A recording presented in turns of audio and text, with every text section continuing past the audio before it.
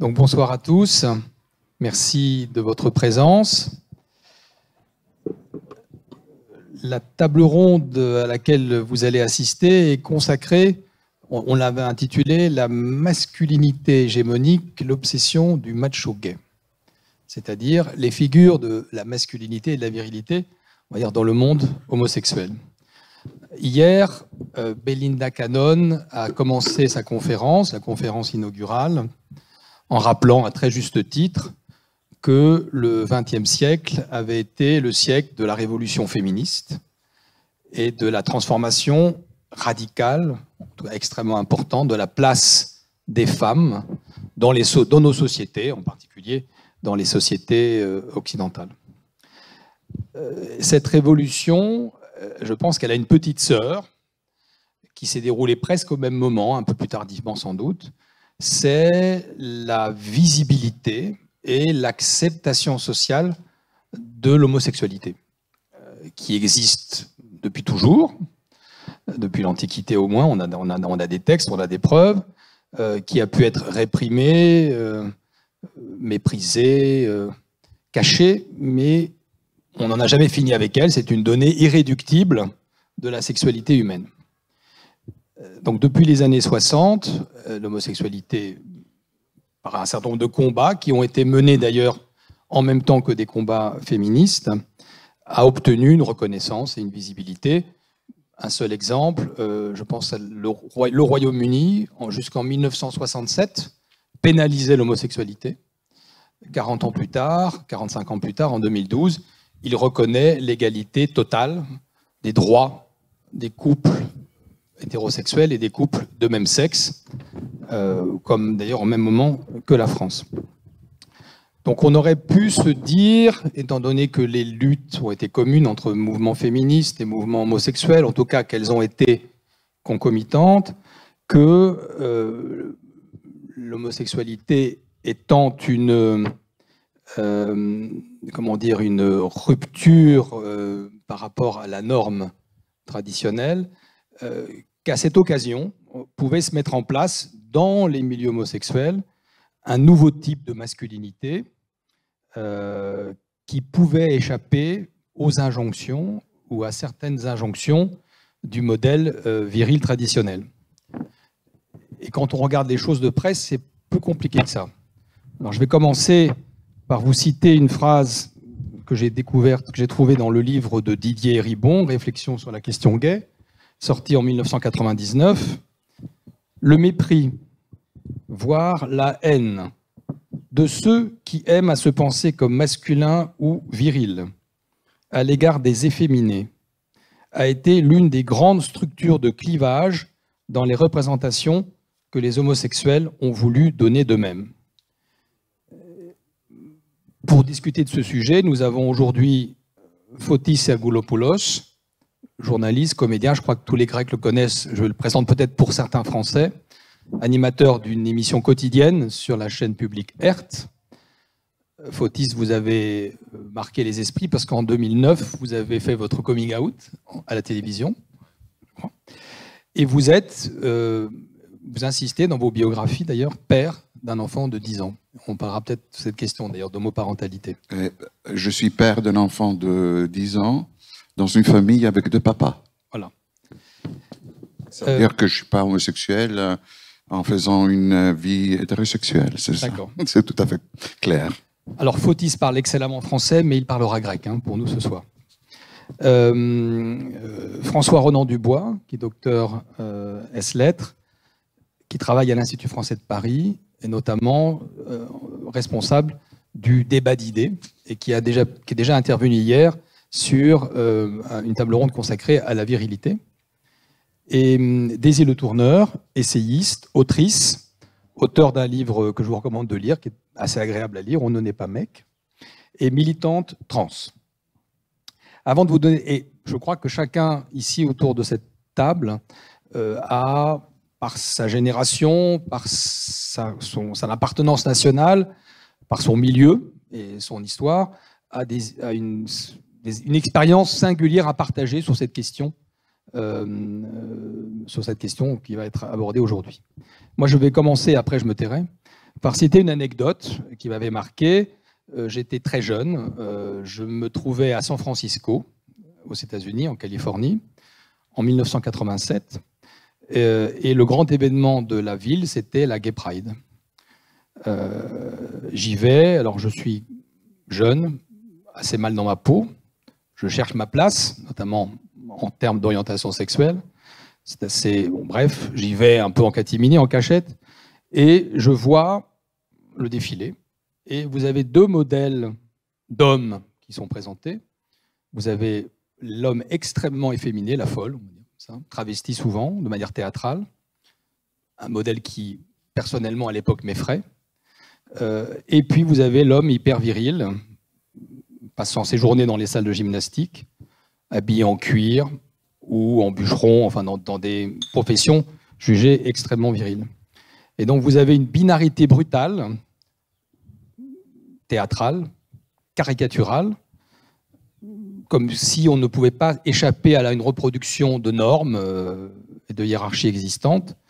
Et quand vous êtes, effectivement, quand vous vous interrogez sur vous-même, c'est assez compliqué de vous présenter ces deux modèles parce que vous avez le sentiment que vous ne pouvez vous identifier à aucun des deux. Voilà. Juste une expérience qui est très datée, qui a 35 ans, et qui représente sans doute une étape on va dire, du militantisme homosexuel. Donc je vais commencer par donner la parole à Fotis, non pas parce qu'on est de la même génération, je pense que je suis plus âgé que vous, voilà, mais parce que je pense que vous avez peut-être vécu le même type d'époque que celle à laquelle je fais référence. Merci beaucoup. Je vais vous parler en grec afin de pouvoir exprimer ce que j'ai à dire sans qu'il y ait de malentendus. On doit dire que la féminité, l'aspect féminin d'un homme, de ce pauvre homme, diffère en fonction de la période sociale qu'il traverse. Imaginons l'homme à l'époque du baroque en France où l'homme est maquillé, porte des agrafes, des dentelles, il est délicat. Le modèle masculin n'est pas celui que nous avons aujourd'hui. Et si l'on croit qu'une révolution sociale et historique, il a fallu une Bastille pour que l'homme puisse avancer, aller de l'avant sur le plan social, eh bien, nous perdons donc cet aspect féminin de l'homme et nous le perdons pour toujours, car les révolutions ne tolèrent peut-être pas ce genre de comportement, d'attitude. Et en parlant de révolution, je voudrais vous conduire à la révolution créée au sein de la communauté gay depuis le matin du 28 juin 1969 à New York, à Stonewall. Il y a beaucoup de colère et nous comprenons donc que lorsqu'il y a une revendication, une rébellion, on y va de manière dynamique et de manière plus virile. Personne ne pourrait imaginer revendiquer ou courir dans les rues, crier fortement en utilisant une intention plus féminine. Donc, nous comprenons très bien que même dans les mouvements gays, la féminité n'est pas finalement quelque chose de très accepté. L'homme gay rentre dans le mood de prouver que c'est un homme. Il veut devenir comme tous les autres hommes et prouver qu'il va prendre au sein de la société la place qui lui appartient, qui lui revient. Il ne diffère pas des autres hommes.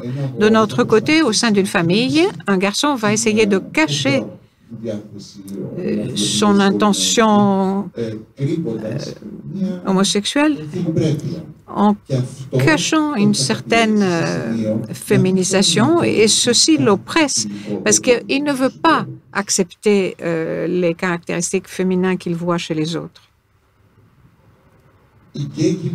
La communauté gay n'est pas coupée du reste de la société. La communauté gay fait partie d'une société et certes,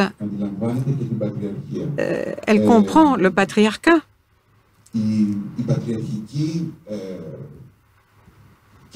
La société patriarcale a besoin d'une femme qui ne soit pas au niveau de l'homme. Une femme, elle se trouve dans une position inférieure par rapport à l'homme. Donc, si un homme se comporte de manière féminine, en même temps, il se place lui-même dans une position inférieure.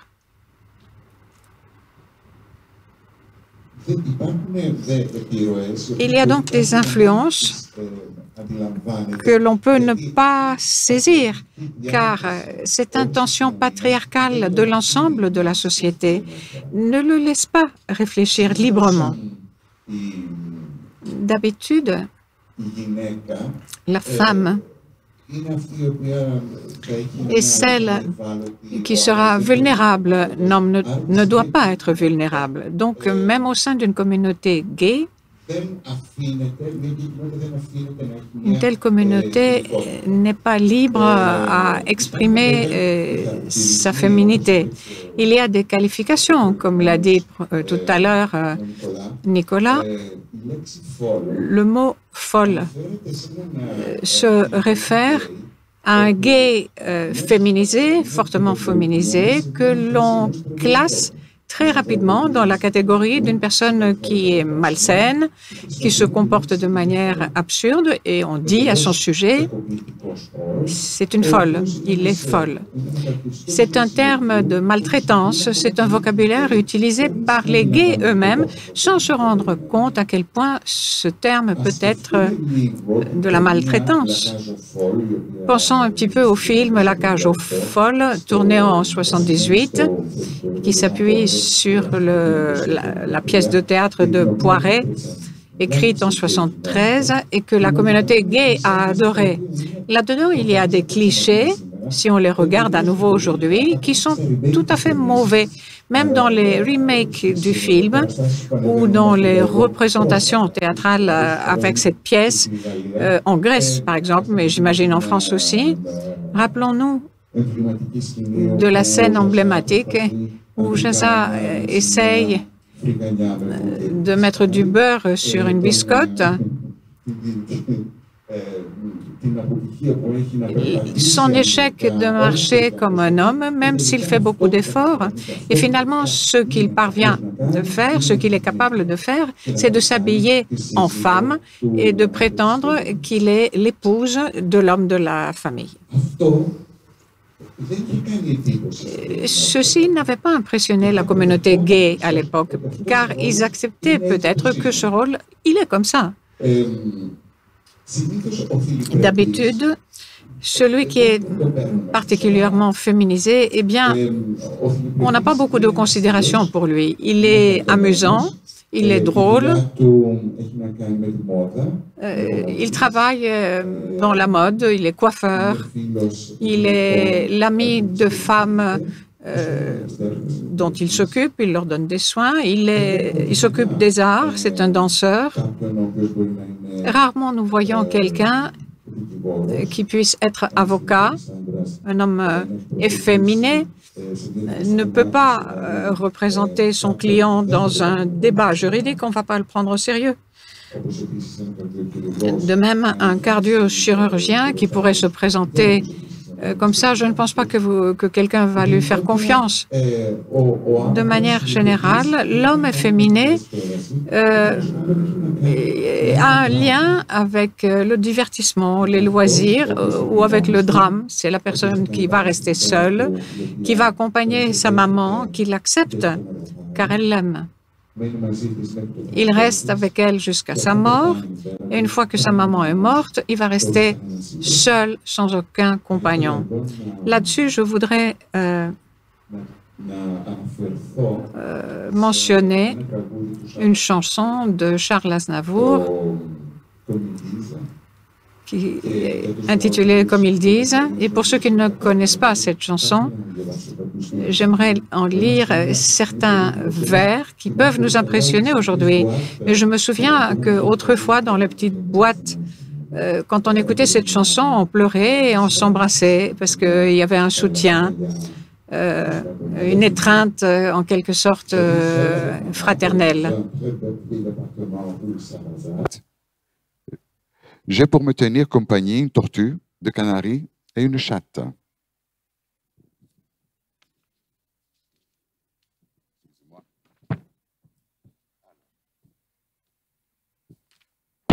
Pour laisser maman reposer, très souvent, j'ai fait le marché et la cuisine.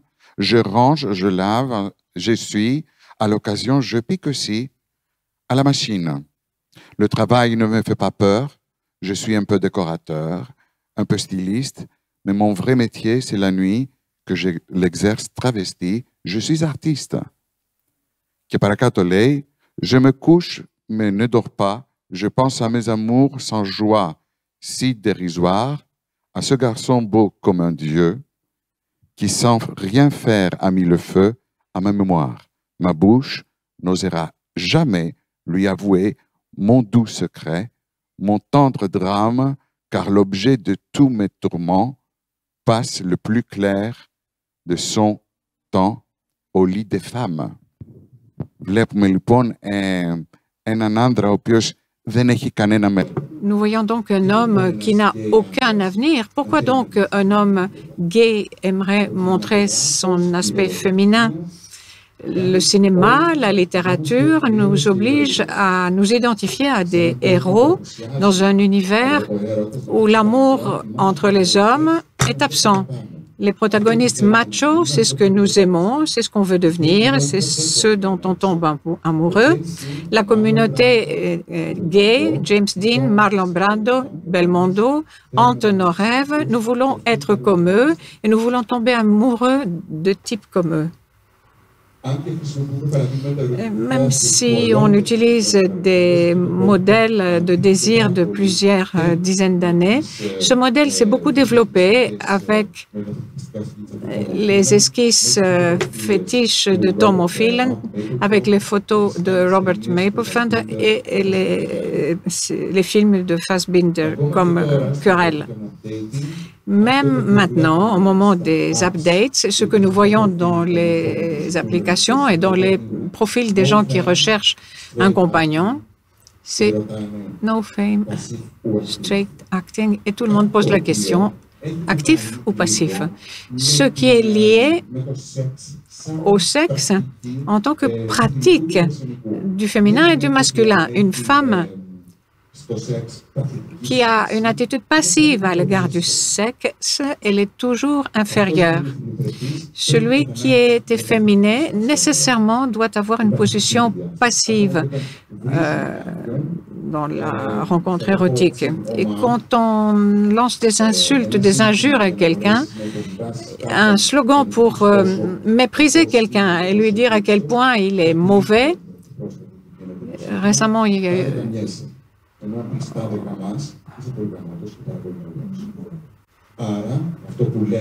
la phrase a trait à l'aspect féminin ou masculin du coït sexuel. Certes, la femme, donc, elle est inférieure et elle est pas bien considérée, de même que l'homme qui accepte de jouer un rôle passif. Il y a donc une ombrelle sociale qui comprend toutes ces lettres, si vous voulez, les initiales, mais il y a une très grande différence entre bisexuels et trans. Ce n'est pas une communauté qui accepte toutes ces variations. C'est pourquoi plusieurs hommes, ceux qu'ils n'acceptent pas, ce sont les défilés, les prides, où ils ne se retrouvent pas, où ils pensent que dans le pride, un costume clinquant ou un aspect féminin de ces gens n'est pas en harmonie avec ceux qu'ils soutiennent et ils pensent donc que le combat doit être toujours masculin. Le sérieux, même au sein de la communauté gay, est quelque chose qui a trait à la virilité et non pas avec l'aspect féminin de l'homme. Fred Sturme. Quand tu parlais des insultes qu'on s'envoyait à la figure, j'ai l'impression que nos amis traducteurs n'ont pas traduit le mot en français. Mais bon, je crois que tout le monde comprendra de quoi il s'agit. Voilà.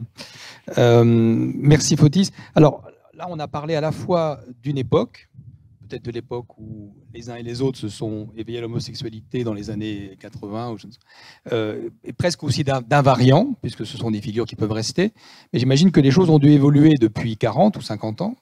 On en verra tout à l'heure avec Daisy, notamment avec l'apparition d'abord des études de genre et l'apparition de personnages trans qui ont sans doute changé le regard. Mais j'ai d'abord demandé à François Ronan comment lui voit les choses, une génération un peu plus jeune, comment la figure, la binarité que Fotis et moi avons pu, à laquelle nous avons pu nous confronter d'emblée, comment elle a pu peut-être évoluer au cours des générations. Alors, effectivement, ce qu'on vient d'entendre, c'est un jeu entre l'orientation sexuelle, l'identité de genre, donc la manière dont les gens se perçoivent eux-mêmes par rapport à leur genre, l'expression de genre, la manière dont ce genre il est manifesté intentionnellement ou pas intentionnellement par des gestes, des attitudes, des vêtements, des manières de parler, des goûts culturels, et l'assignation de genre, la manière dont les autres, en nous regardant, nous placent sur un nuancier entre le masculin et le féminin. Ce dont on parle aujourd'hui, c'est vraiment l'interaction entre ces différents éléments. Moi, je vais partir de mon expérience personnelle. En gros, j'ai 3 manières de me définir en fonction des gens qui m'entourent, de la situation dans laquelle je me trouve et de ce qui est acceptable socialement ou non et de ce qui me met en danger potentiellement ou non avec les personnes qui m'entourent. Il y en a une que j'utilise 10% du temps, une autre que j'utilise 89% du temps et une autre, celle qui me correspond le plus, que j'utilise 1% du temps. Alors, par la nature de mon travail, qui m'amène à me déplacer dans toutes sortes de pays dans le monde et à travailler avec des gens de toutes sortes de nationalités, je me trouve souvent dans des pays où l'homosexualité n'est pas tolérée, voire est interdite. Aujourd'hui, on parle des progrès de la cause LGBT, mais il reste que dans plus de 60 pays dans le monde, l'homosexualité, et notamment l'homosexualité masculine, est illégale, que cette illégalité, que la pratique donc peut être punie par des punitions corporelles qui peuvent aller jusqu'à la condamnation à mort. Il reste aujourd'hui qu'il y a une déclaration des Nations Unies contre les droits LGBT qui a été portée par 54 pays qui en sont les signataires et qui dénoncent l'idéologie du genre, la promotion des droits homosexuels. Donc dans un certain nombre de pays, je ne dis rien. Je ne suis rien, je conserve un silence et pendant les quelques jours où je m'y trouve, je vis ce que des millions et des millions de personnes dans ces pays vivent tout au long de leur vie, sans aucune des protections sociales, politiques dont moi je jouis, sans aucun échappatoire et sans aucune possibilité de vivre autrement. Pour ces personnes, la capacité à avoir une expression de genre masculine quand il s'agit des hommes, viril, est un instrument de protection puissant, essentiel, qui les préserve de la mort physique ou, à minima, de la mort sociale. L'idée qu'on puisse leur assigner un genre plus féminin que le genre viril et donc une orientation sexuelle homosexuelle, ça, c'est une peur qui est fondée sur des dangers extrêmement concrets. Donc je pense que c'est important de le rappeler que cette masculinité dans le milieu homosexuel, elle correspond aussi à des dangers réels, à des violences auxquelles la communauté LGBT est exposée de la part du reste de l'humanité. Alors quand je suis chez moi à Paris, dans un milieu plutôt culturel, plutôt éduqué, dans 89% des cas, les gens pensent que je suis gay. Et je ne les détrompe pas, parce que ça les rassure, c'est beaucoup moins fatigant.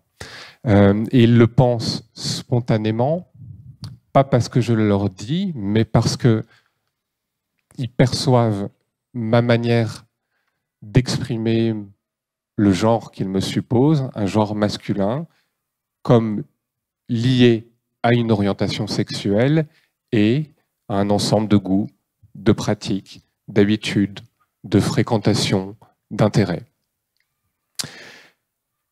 Les gens trouvent ça très rassurant, tant qu'on ne rentre pas dans les détails. Il y a une figure du gay, il y a un répertoire culturel de ce que c'est que d'être gay qu'ils peuvent investir et utiliser pour définir une personne et pour interagir avec elle. Là où les choses se compliquent, c'est quand les gens deviennent curieux et qui posent des questions sur la manière dont cette orientation sexuelle est pratiquée réellement au quotidien. Et quand je leur donne certaines réponses, là, la discussion devient moins cordiale, ou en tout cas, je sens qu'il y a des palpitations psychologiques pour eux. Par exemple, quand je leur dis que parmi les hommes que je peux désirer, il y a notamment les hommes qui sont très féminins, alors là, rien ne va plus. Parce que pour eux, le corps de l'homme, qui doit être désirable par les femmes, mais aussi par les homosexuels, c'est un corps viril. L'identité de genre, l'expression de genre qui doit être désirable, c'est une expression de genre viril. Et la possibilité qu'il existe une masculinité désirable qui ne soit pas une masculinité virile rompt un système binaire de ce que c'est qu'un homme que l'on désire et de ce que c'est qu'une femme que l'on désire. Bon, il y a d'autres exemples sur la nature des pratiques sexuelles qui perturbent beaucoup les gens. Mais je vais venir à l'identité, le 1%, quand je suis avec des personnes en qui j'ai particulièrement confiance, et donc vous, aujourd'hui. Je dis d'avance, désolé pour les interprètes, je dis que je suis une personne non-binaire, pansexuelle, demisexuelle et demi-romantique. Vous savez, de nos jours, il y a 3 catégories de personnes qui aiment mettre les noms sur le réel. Il y a les cartographes qui aiment nommer les rivières et les montagnes. Il y a les collectionneurs de papillons qui aiment nommer les papillons. Il y a la communauté LGBT qui aime se nommer elle-même avec une grande variété de termes qui créent des vertiges lexicaux. Vous pouvez voir sur Internet, il y a des encyclopédies LGBT, vous pouvez vous plonger là-dedans, c'est tout à fait passionnant. Non-binaire, ça veut dire que moi, en réalité, au quotidien, ça peut vouloir dire plein de choses pour plein de gens, des choses très différentes. Moi, en réalité, au quotidien, je ne pense pas à mon genre.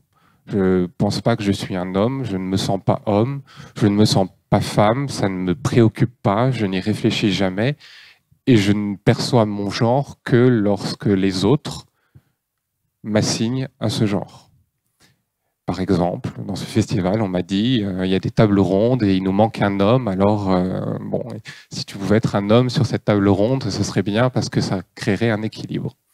Ça n'est pas très agréable, c'est assez perturbant d'être rangé dans une catégorie qui ne nous appartient pas et dans laquelle nous, on n'a aucun investissement psychologique, mais ça présente aussi un certain nombre d'avantages sociaux réels que d'être assigné au genre masculin, quoi que l'on ressente soi-même.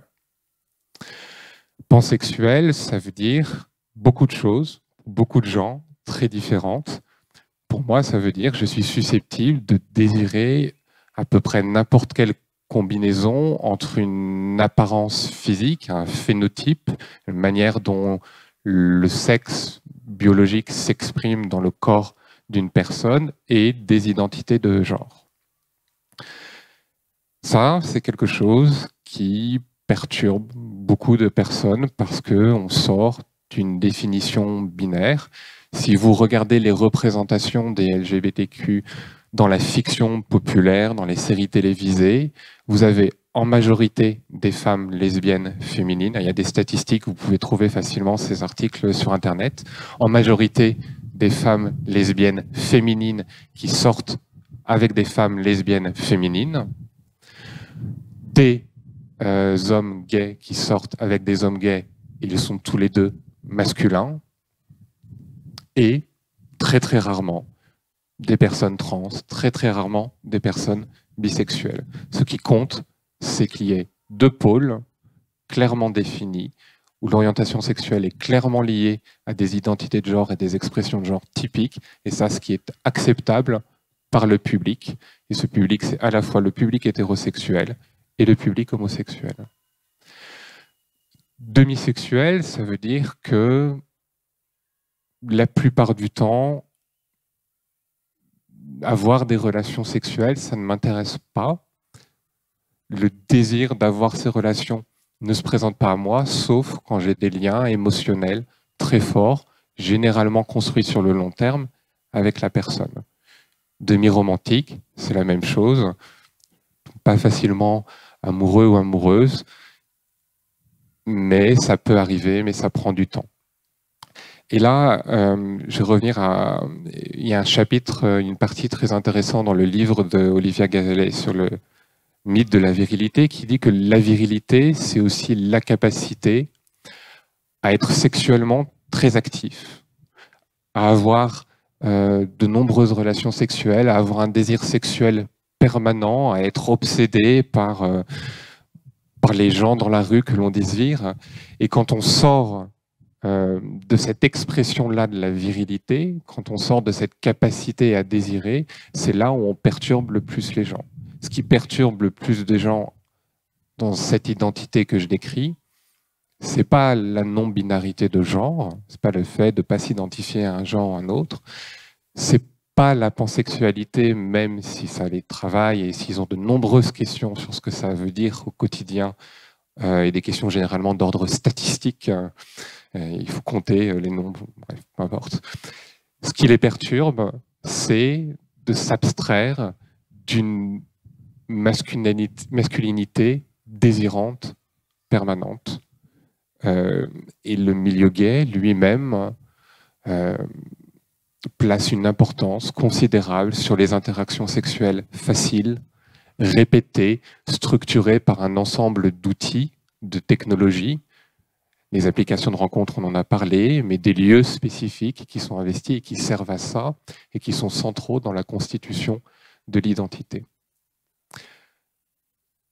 Moi, je n'ai jamais eu de conversation sur le long terme intime genre, au sein de la communauté gay qui ne soit pas conflictuelle. Sortir de la binarité, c'est toujours un conflit à l'intérieur du monde hétérosexuel et à l'intérieur du monde gay. Les seuls espaces de liberté pour ces identités qui sont des identités non binaires ou qui sortent de ces structures, c'est dans les communautés trans. Donc il y a une évolution effectivement qui est importante et qui est essentielle, c'est la place que le militantisme trans occupe dans nos communautés et la partie de nos communautés LGBT qui rejette ce militantisme trans est en train de détruire toutes nos possibilités d'émancipation. Disiez effectivement, la question que je voulais vous poser, que j'avais écrite, c'était que transgresser la barrière de genre, en particulier de l'homme vers la femme, voilà ce qui est un scandale. Et voilà ce qui peut scandaliser aussi certaines personnalités du monde homosexuel. Mais est-ce que le développement d'un débat sur le genre depuis quelque temps, l'apparition de personnalités trans, n'a pas amené ou ne doit pas amener le monde homosexuel masculin à sortir de la fascination et de la valorisation de la virilité? Effectivement, en fait, il y a un lien entre la figure de la folle, la figure de l'homosexuel efféminé et la figure de la femme trans. Il se trouve que moi, je suis une femme trans lesbienne. J'ai du coup jamais beaucoup fréquenté les milieux gays. Et j'ai probablement tardé à entamer ma transition parce que j'avais pas cette représentation là, parce que aimer les femmes, ça veut dire être un homme, et donc je ne pensais pas avoir de moyens de devenir une femme et être une femme. Et en fait, il y a un truc que Faustis a dit, tout ce que tu as dit est globalement très juste, et c'était émouvant aussi. Donc merci beaucoup pour ça. Mais il y a un tout petit truc sur lequel j'ai tiqué, c'est quand tu as parlé des émeutes de Stonewall qui ont eu lieu aux États-Unis, à New York, en 1969. et que tu as parlé du fait que c'était difficile de militer en n'étant pas viril et masculin, etc. Et il se trouve que Stonewall, à la base, c'était un bar ouvert toute la nuit où se réunissaient énormément de femmes trans travailleuses du sexe, d'hommes homosexuels travailleurs du sexe, et généralement plutôt les hommes efféminés, justement, les folles. Et en fait, c'était un bar qui était, comme tous les lieux en fait gays à l'époque, qui subissait des raids policiers réguliers parce que l'homosexualité était interdite, parce que le travestissement était interdit, et parce que les policiers aimaient bien ça, taper du PD. Et vous m'excuserez l'usage du mot, mais je considère que moi j'ai le droit de le dire. Et en fait, c'est ces personnes-là qui, à un moment, en ont eu ras-le-bol parce que la violence qu'elles subissaient était trop forte, trop énorme, et qu'elles n'en pouvaient plus et elles n'avaient plus rien à perdre, en fait.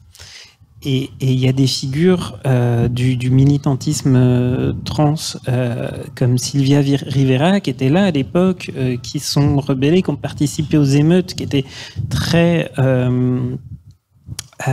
engagées, parce que aussi, en fait, on n'a pas le choix quand on est les derniers des opprimés, qu'on est les parias au sein d'une communauté de parias. À un moment, on y va, quoi. Et après, en fait, quand le mouvement de libération gay s'est structuré, il y a eu une sorte d'exclusion de ces figures comme ça, avec une tentation d'être en fait plus acceptable, d'être plus présentable. Et une reprise en main du mouvement par des gays plus masculins. Et du coup, on a pas mal effacé ces histoires. Aujourd'hui, on a des personnes, des historiens, des historiennes qui ont travaillé là-dessus et qui essayent de remettre un peu à leur place le rôle les luttes trans dans ces questions-là. Et c'est vrai que c'est aussi quelque chose que je sentais dans tes questions. C'est les questions trans, elles arriveraient maintenant, elles seraient nouvelles au milieu de la lutte pour les droits des personnes homosexuelles. Mais en fait, je pense que ce qui est nouveau, c'est que maintenant on nous entend. Mais qu'on a gagné un peu en visibilité, on a gagné un peu en légitimité, et on nous entend un peu plus, on nous écoute un peu plus. Et pour en revenir au sujet de ce soir, parce que c'est pas juste moi qui vais parler des personnes trans pendant 1 heure, même si j'aimerais bien, ce qui est important aussi, c'est que on voit je pense qu'il y a eu, il faut pas opposer, en tout cas, je pense qu'aujourd'hui, on n'a plus besoin d'opposer les gays respectables et masculins qui ont lutté pour avoir le droit de pas être discriminés, et de se marier, de faire des enfants et d'être tout à fait respectables et de s'intégrer au sein de la communauté hétérosexuelle au final et de la société au sens large. Et d'un autre côté, les folles, les tapettes, les trans qui ont toujours été, qui ont fait du travail du sexe, qui sont jetés en dehors de leur maison par leurs parents, qui galèrent, qui sont un peu tout en bas de l'échelle. Aujourd'hui, on a par exemple, le phénomène drag queen, qui est très vieux, mais qui a gagné énormément en popularité, par exemple à travers l'émission célèbre RuPaul Drag Race, où en fait des gays efféminés qui se travestissent vont avoir un accès à un public qui est très large. Je veux dire, toutes mes copines hétéros, elles regardent RuPaul Drag Race. Il y a une acceptation bien plus grande de la possibilité aujourd'hui d'être un homme gay efféminé. Je pense que c'est génial et ça n'a plus, il n'y a plus nécessité à l'opposer à l'hypervirilité, on va dire. Donc voilà. Effectivement, je crois que Fotis, on avait un peu discuté avant ce soir, et tu trouvais que la nouvelle génération était notamment beaucoup plus diverse et beaucoup plus, je vais pas employer le mot tolérante, à l'égard des différentes figures de l'homosexualité. C'était pas une question, parce que je souhaite aborder, il nous reste 8 minutes, mais je crois que comme la prochaine séance est dans un quart d'heure, je pense qu'on aura quand même, on dépassera de 5 minutes pour les questions. Il y a un thème que je souhaitais aborder, puisque c'était celui de l'homoparentalité, puisque un des débats, c'est est-ce que les mouvements LGBT, notamment homosexuels masculins et féminins, ont permis de mettre en place de nouvelles figures de la masculinité ou de la féminité, bon, en l'occurrence de la masculinité. Et là, je vais recommencer par une deuxième anecdote. Il y a quelques mois, je suis à Paris, dans un restaurant. Je dîne avec des amis, un couple d'amis homosexuels, une quarantaine d'années, une petite fille, par GPA. L'un est le père biologique, l'autre est l'autre père. Et je suis frappé par la relation qu'ils ont l'un vis-à-vis de l'autre et à l'égard de la petite fille de 3 ans. Il y a une totale fluidité dans les rôles, à la fois père et mère, c'est-à-dire figure de l'autorité, figure de l'empathie et de la patience, alternativement l'un et l'autre, une totale égalité, une totale fluidité des comportements.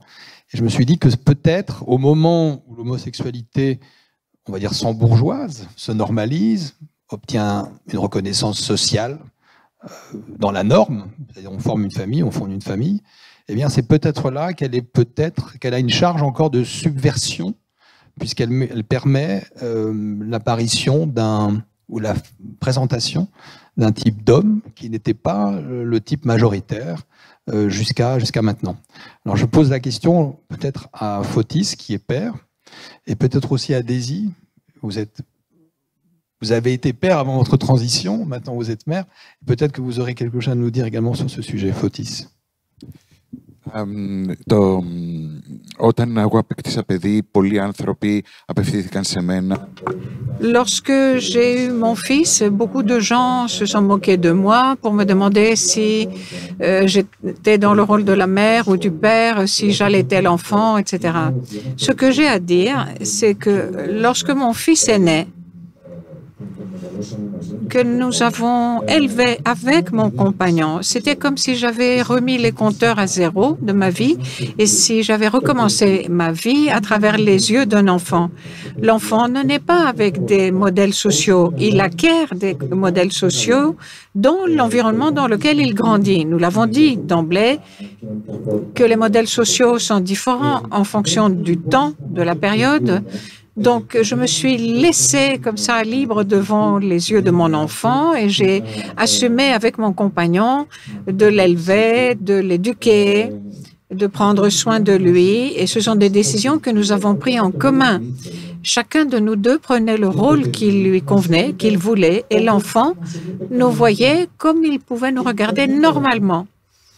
Et parfois, on prenait notre aspect plus efféminé ou plus masculin. Nous étions dans un environnement familial sans normes.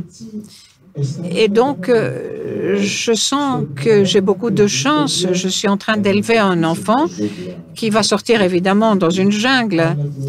C'est déjà le cas d'ailleurs. Mais tout au moins, il a des principes qui n'ont rien à voir avec les mauvais traitements qui concernent la séparation des sexes. Je pense que mon enfant aura là un grand avantage. Merci, Fotis. Daisy, hier, vous avez évoqué d'ailleurs votre période paternelle. Vous vous comportiez, que vous disiez, comme un nouveau père. Et que d'ailleurs on vous en savait gré, on vous louait pour ça, alors que votre compagne, elle, faisant les mêmes gestes, n'avait droit à aucun remerciement. Oui, effectivement. En fait, la période où on commence à être parent, moi j'ai un petit-fils un fils qui a 7 ans aujourd'hui, et quand on est devenu parent avec mon épouse de l'époque, ça a été on a beaucoup été renvoyés finalement aux normes de genre, les personnes s'adressaient au maximum à elles pour tout ce qui concernait notre enfant. C'est à peu près l'exact inverse, si vous voulez, de quand un couple hétérosexuel va acheter une voiture, même s'ils vont acheter la voiture pour madame, le vendeur va s'adresser à monsieur, parce que c'est monsieur qui maîtrise les véhicules à moteur. Ça, c'est très, très masculin. Et d'un coup, quand il s'agit d'avoir un enfant, c'était à elle qu'on s'adressait d'abord tout le temps. Il se trouve que moi, j'avais un tout petit peu plus d'expérience avec les bébés et que je savais déjà changer une couche, je savais déjà faire un biberon, etc. Et elle, non. Donc j'étais un peu l'experte, mais voilà. Et bref, ça et un milliard de petites choses, c'est des choses qui nous ont renvoyé vachement dans la position de couple hétérosexuel, avec des rôles très, très bien définis dans le regard de la société autour de nous. Et en fait, c'est quelque chose que toutes les deux, on n'a pas vraiment supporté, puisque aujourd'hui, moi, je suis une femme et que elle est lesbienne en couple avec une autre femme. Bref, on n'a pas voulu rester hétéro. Et notre fils, lui, il grandit avec des modèles qui sont évidemment très différents du modèle hétérosexuel moyen. Mais quand je lui ai fait mon coming out pour lui dire que, en fait, il va plus trop falloir m'appeler papa dans la rue parce que les gens vont nous regarder bizarrement.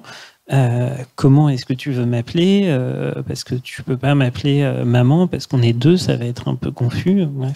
Il a choisi de m'appeler par mon prénom, mais vraiment en fait pendant cette conversation-là où je lui disais que j'allais changer de sexe, lui il avait juste envie de retourner jouer parce que il en avait rien à faire, et les enfants qui ont 3 ans n'en ont rien à faire. Et quand j'ai été à l'école maternelle en robe, les enfants n'en avaient pas grand-chose à faire non plus, parce que tout simplement pour eux, ça c'est encore une bizarrerie que les adultes font, comme changer leur couleur de cheveux ou que sais-je encore. Et c'est assez cool de me dire que mon fils aujourd'hui il grandit en sachant ce que moi je ne savais pas à son âge, que on peut être homosexuel, qu'on peut être trans, et peut-être qu'il sera homosexuel ou pas, peut-être qu'il sera trans ou pas, peut-être ce que je souhaite, c'est surtout qu'il vive sa vie. Mais en tout cas, c'est vrai qu'on peut, encore une fois, voir qu'il y a une sorte voir 2 pères ou 2 mères qui élèvent un enfant ensemble, on peut dire que c'est un embourgeoisement, ou que c'est rentré dans une norme patriarcale, etc. Il y a certaines personnes militantes LGBT qui vont vous dire ça, qu'en fait on veut pas rentrer dans le monde patriarcal, etc. Mais je crois que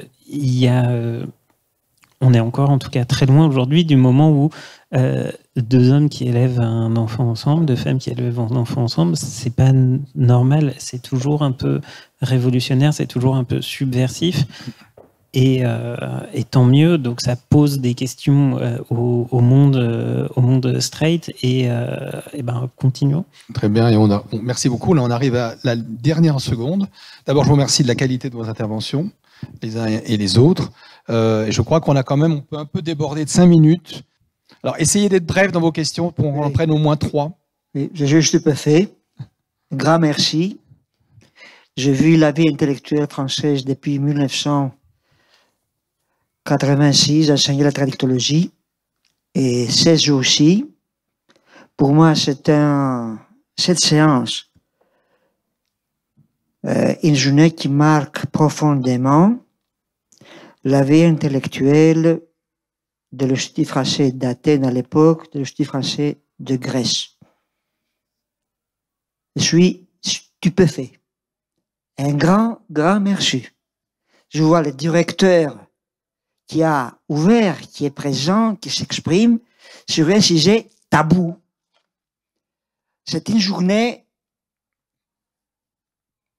qui tranche vraiment la vie intellectuelle de l'Institut français d'Athènes. Je parle en grec.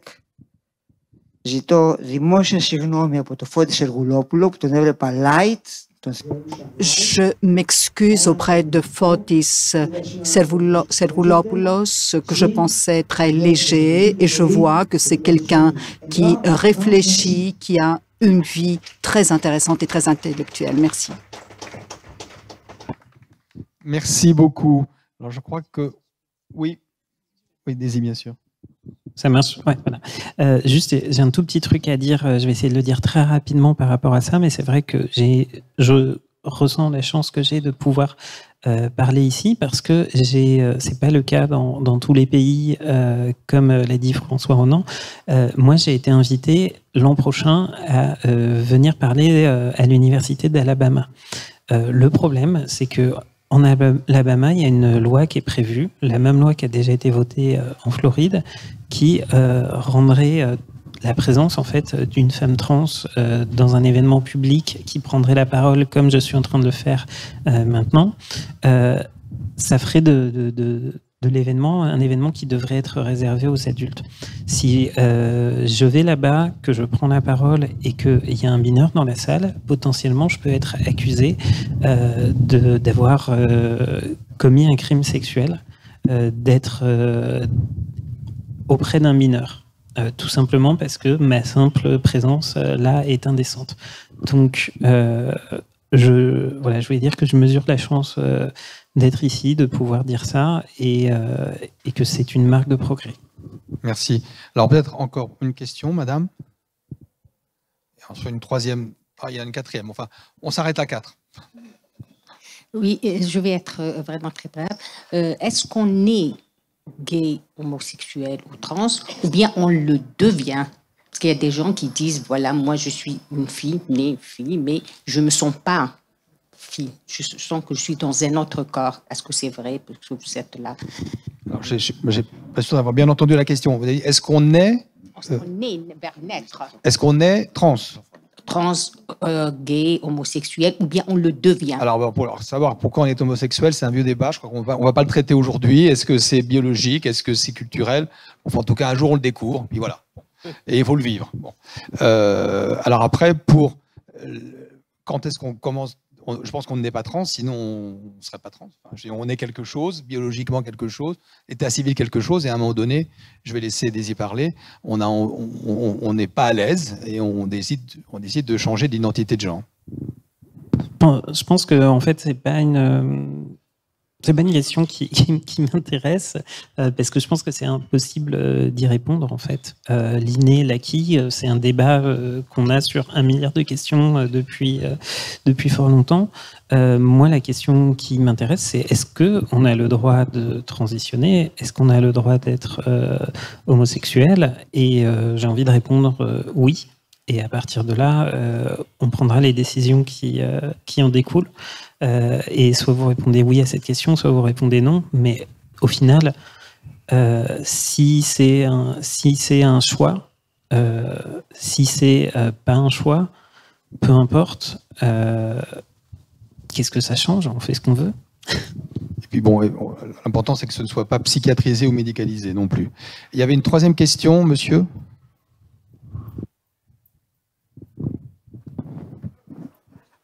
Bonsoir, merci pour votre table ronde. Ici, je suis un peu, comment on dirait, ému parce qu'il y a très longtemps, quand je suis arrivé à l'école française d'archéologie pour travailler, on m'a parlé d'un historien homosexuel qui, pendant la guerre, avait subi des discriminations terribles, Sokolowski. Et après, il a fui la France. J'ai entendu ce monsieur, qui est grec, je crois bien, qui se félicitait de cette rencontre. Je suis aussi également très content. Toutefois, je me rends compte que nous avons une cartographie différente. Certes, il y a des pays où la masculinité, la féminité ne sont pas vécues de manière, je le dirais, libre. Mais en France aussi. Et quand j'entends parler de restaurants à Paris, c'est vrai. Mais parlons des restaurants à Marseille, à Bastia, à Ajaccio ou à Limoges. Parlons aussi de la vie en Grèce, que j'ai appris à connaître depuis 35 ans. Je me rappelle en 2012 qu'il y a eu un gros scandale. Je crois que notre animateur de télé doit s'en rappeler. Des arrestations de personnes malades du HIV ou prétendument par un pouvoir conservateur qui a fait arrêter les uns les autres. Il a fallu se battre avec Françoise Barré-Sinoussi pour mettre fin aux divagations d'un vice-président de l'Institut Pasteur. Et nous l'avons fait avec des Grecs qui combattaient. Et maintenant, je suis très heureux de voir qu'en effet, les choses sont vécues différemment. Mais néanmoins, la cartographie n'est toujours pas vraiment vécue de manière libre. Merci, monsieur. Je crois qu'il y avait on va prendre une dernière question. Il nous reste 2 minutes. J'ai vu un bras se lever au fond.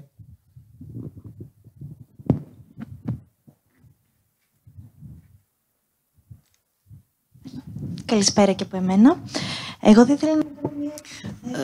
Bonsoir, j'aimerais prendre une position du point de vue de la psychologie.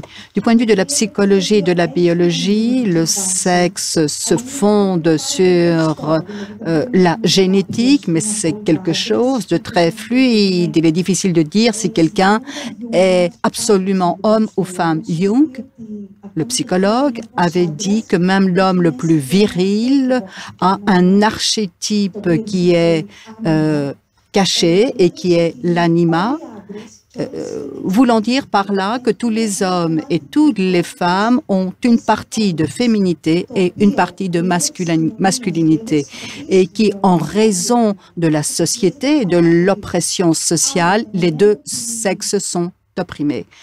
Donc, dire qu'un homme gay doit être plus macho ou plus efféminé, selon la science, c'est quelque chose qui n'est pas fondé. C'est tout à fait normal pour moi de me réveiller un jour et d'adopter un comportement qui soit plus viril, de me disputer avec quelqu'un qui me fait un commentaire plus sexiste ou d'être plus douce à d'autres moments.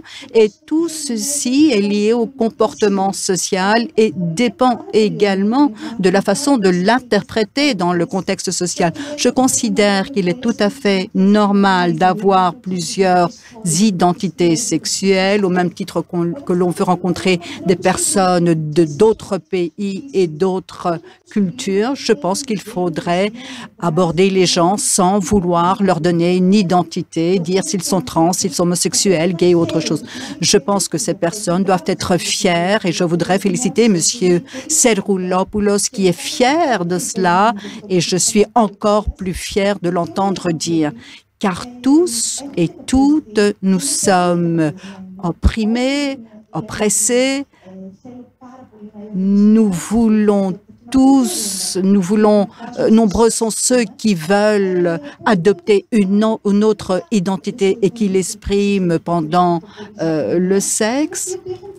Je pense que ceux qui le font, ce sont ceux qui ont ce pouvoir, cette puissance de caractère pour le faire. Et pour moi, ce sont des héros. Je voudrais vous féliciter, les féliciter. Merci de partager tout cela avec nous. Merci à tous.